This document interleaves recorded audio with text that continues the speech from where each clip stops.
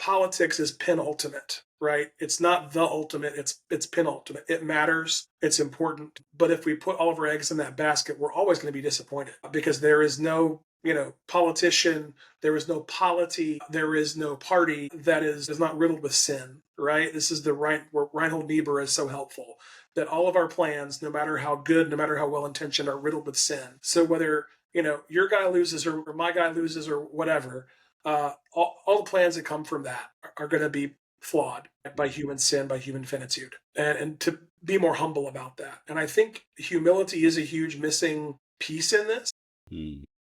because we're so self-righteous that we can't relate to one another.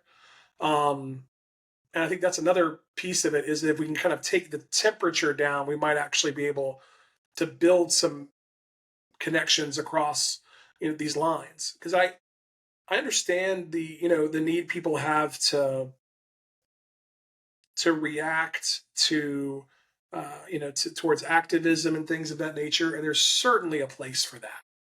But I also wonder how much of that is the energy maybe better spent trying to get a cup of coffee with someone you disagree with than spending all day at the No Kings protest to put it on Instagram.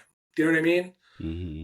I wonder how much of that is driven by tribal solidarity, by tribal signaling, and how much maybe the effort would be better served by groups like Better Angels that are actually trying to bring different kinds of people together. I don't know that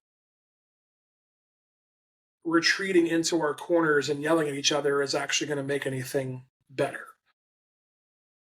And certainly, social media, Instagram, podcasts are only doing that. And where the church, I think, should offer hope, can offer hope, is that the church can and should be one of the last places in American society, at least Western society, where different kinds of people come together for a common purpose. Because you know, we're so segmented in our society by interest, by age, by class, by race, by sexuality, by ideology.